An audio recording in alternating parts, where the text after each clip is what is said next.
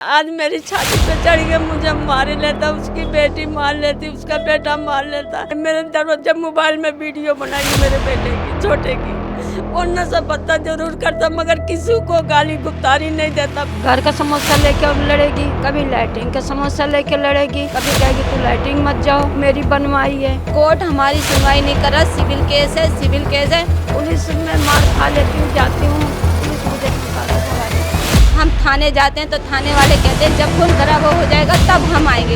ये होता हमारे साथ, ये मारपीट होती है, इसकी रिकॉर्डिंग हमारे पास पड़ी है। लड़का है ना अंदर से बैठा हुआ है, दीवार पे ना मेरा साथ काफी ईटे मारता है। क्या बोलते हैं गुजर गई है जरा सारी अदालत में अपने बेटे के ऊपर रेप का केस का इल्जाम लगाती हैं और ये बोलती हैं बुजुर्ग हैं। दुनिया कहता माता जी अब तुम्हारी उम्र कम करने लायक नहीं है मगर तुम बहुत मेहनत करती। तो कहती भैया मेरी किस्मत है।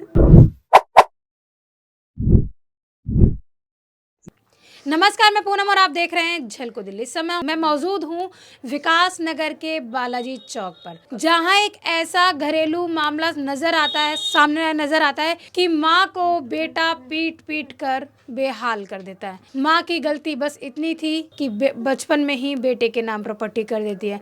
बताते हैं कि जो महिला है उसकी दूसरी शादी हुई थी और पहली शादी से जो उसको बेटा था उसी बेटे के नाम प्रॉपर्टी कर देती हैं बराबर तीनों बच्चों के, यानी कि दूसरी शादी से जो बच्चे होते हैं और पहली शादी से जो बच्चे होते हैं उनके नाम प्रॉपर्टी कर देती है। और ऐसे में क्या होता है, जो पहले पति से जो बेटा था वो बेटा बड़ा होता है, शादी करता है, शादी के बाद अपनी पत्नी के साथ माँ से मारपीट करता है। मौजूद इस समय मौके पर माँ हमारे साथ मौजूद है। क्या समस्या, आइए जुड़कर जानते हैं उस माँ से। क्या नाम है आंटी आपका? प्रभाती।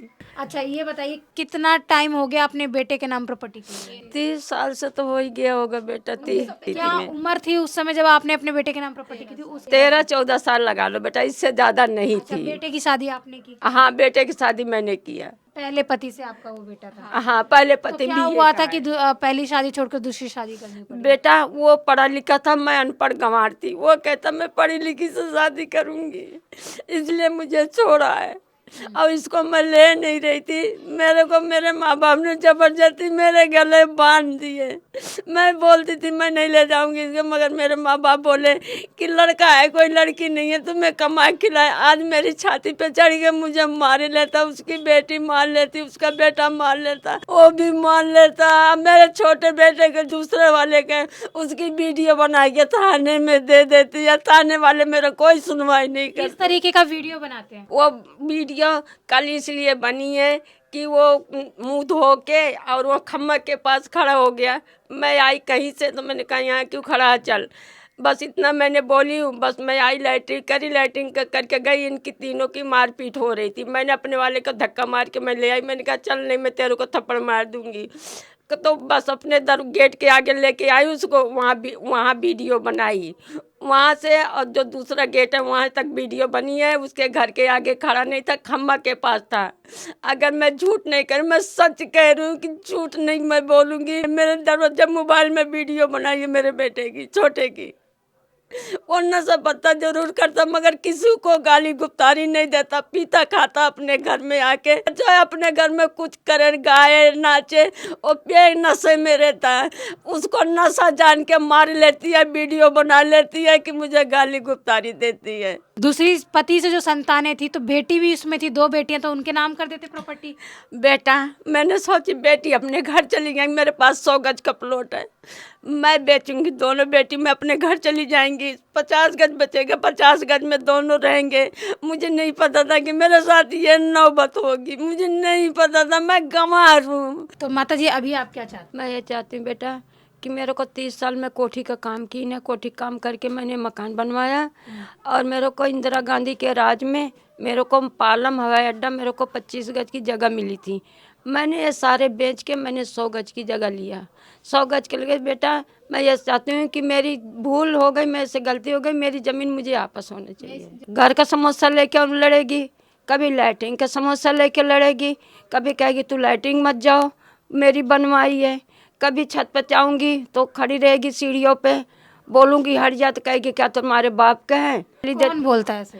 हाँ, जो सौतेले बेटे की बहू और सौतेला बेटा कहता मेरी खरीदी ज़मीन है। तो ये सारी जमीन उसी के नाम कर दिए? नहीं, छोटे के भी नाम है और उसमें मेरा भी नाम है, उसका भी नाम है, मगर कोर्ट मेरी कोई सुनवाई नहीं करता। पुलिस में मार खा लेती हूँ, जाती हूँ, पुलिस मुझे धमका के भगा देती है। कौन सा थाना लगता है? नरोला थाना। रनहौला। हाँ, नरोला थाना। आप कौन है? मैं इनकी डॉटर हूँ और 9 साल से मैं इनकी मार और गाली खा रही क्या हूँ। उम्र है आपकी? मेरी 40 साल उम्र है। हम बहुत परेशान हैं।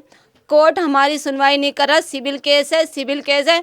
सिविल केस के चक्कर में ये हमको हर 2 महीने में मार लेता है और इसका वकील झूठ बोलता। पुलिस वाले हमारी सुनवाई नहीं करते और इसकी मेरे पास रिकॉर्डिंग पड़ी है। ये जब देखो तब हमको मार लेता है। वीडियो तो उनके पास भी है। हाँ, वो वाली वीडियो जो है उनके पास, वो वीडियो में उनकी मार कुटाई की नहीं है। सिर्फ उसमें हमारी वीडियो जो हमको मारा कि हमारे साथ मार कुटाई करती है। मेरे पास इनकी पूरी मार्केटिंग वीडियो रिकॉर्डिंग है, वीडियो नहीं है, क्योंकि मार खाने वाला वीडियो नहीं बना सकता। मार खाने वाला वीडियो नहीं बना, फोन वहाँ जाके गिरता है, मैं यहाँ मार खाती हूँ। हमारे साथ जो रात को 11 बजे से 1 बजे तक हम मार खाए हैं। हम थाने जाते हैं तो थाने वाले कहते हैं जब खून खराब हो जाएगा तब हम आएंगे, और हमें ये धमकाते हैं, अरे तुम हमको परेशान कर रखे हो, तुम्हारा सिविल केस है और इस सिविल केस का कोर्ट ही फैसला करेगी। हमारा इतना इतना बाल उखड़ता है, पर इस चीज़ को कोर्ट नहीं मानता और हमारी इस पूरी दीवार को जजीरा दे दिया है। कभी भी ये दीवार गिर सकती है, हम भी मर सकते हैं, पर इस चीज़ को जज को पास मैंने लगाया है। और कितनी बार मारपीट हो चुकी है? बहुत बार हो गई है, कम से कम 200-300 कॉलेज थाने में भी होगी मेरी 100 नंबर पे। तो थाने वाले ये बोलते हैं ये लोग ऐसे परेशान कर रखा है हमको। नाली बन रही थी, मैंने नहाने का बनवाया सिर्फ, तो कहती है तुम्हारे इस पे वो लगा रखा है, स्टे लगा हुआ। आप बताओ हम क्या बाहर नहाए धोए? हमने वो बनवाया तब इसने हमको मारा। मैं बनवा नहीं पाई, मेरा लेबर का फ्री पैसा गया। मेरा नुक्स इतनी इतनी टुकड़ियाँ थी वो सारी जाके रख ली और मेरा घर ऐसे तिया मियाँ कर दी और यही कहती कि मेरा घर है। मेरी माँ ने रात दिन कोठी का काम किया, कभी शादी का, कभी कोई मर जाए उनका काम किया, उनके लोगों के जूठे बर्तन धोए, तब जाके आज कोठी का काम करके ये बनाया। अब मेरी माँ की सिर्फ इतनी गलती है, मेरी माँ नादानी में इनका नाम चढ़वा दिया, ये कह के करवाया कि जीते जी मेरा है, मेरे मरने के बाद मेरे बच्चों का। पर वकीलों की गलती कि मेरी माँ पर थी, उनको सारा कुछ समझाना चाहिए था, पर वकील ने नहीं समझाया कि ये 3 हिस्से में जा रहा है। आज वो मेरी माँ कहती कि मैं अपना हक वापस लेना चाहती हूँ। तो जजों से मेरी यही गुजारिश है कि ये इनकी प्रॉपर्टी, इनके खून पसीने के बुढ़ापा है, 70 साल की हो गई, इनका खर्चा कोई नहीं संभालता। मैं कब तक इनका खर्चा झेलूंगी? कोई नहीं, छोटा है नशा करता वो नहीं देता, वो लड़ रहा है केस लड़ूं, घर का खर्चा संभालूं या इनकी दुख तकलीफ को देखूं? मैं इनका केस के चक्कर में मैं इनका इलाज नहीं करा सकती। आप ये देखोगे तस्वीर इनकी, ये हमारे साथ होता है, ये होता है हमारे साथ, ये मारपीट होती है, इसकी रिकॉर्डिंग हमारे पास पड़ी है, पर कोर्ट नहीं मानता। क्यों नहीं मानता? उसका वकील 420 का काम करता है। हमें आज 9 साल से हम परेशान हैं इस घर के चक्कर में। मेरी माँ, मैं यही गुजारिश करती हूँ उनकी, हर जज से ये कहती हूँ कि मेरी माँ की प्रॉपर्टी वापस कर दो जज साहब। इनको जो भूल हो गई, ये अनपढ़ गंवार थी, इन्हें नहीं मालूम था। ये 70 साल की हो गई, ये कमा नहीं सकती और इनका खर्चा कोई दे नहीं सकता। बस इनकी प्रॉपर्टी, यही एक आखिरी उम्मीद है, इनकी प्रॉपर्टी इनको वापस की जाए, ये मार तोड़ ये बंद किया जाए। दुनिया कहता माता जी अब तुम्हारी उम्र काम करने लायक नहीं है, मगर तुम बहुत मेहनत करती। तो कहती भैया मेरी किस्मत है, मैं अपने किस्मत का दोष देती हूँ। मैं यही कहती हूँ कि मेरा जायदाद मुझे लौटा दी जाए तो बहुत अच्छा है, मैं यही कहूँगी। क्या हुआ? मारपीट क्यों करते हो आप लोग इन लोगों के साथ?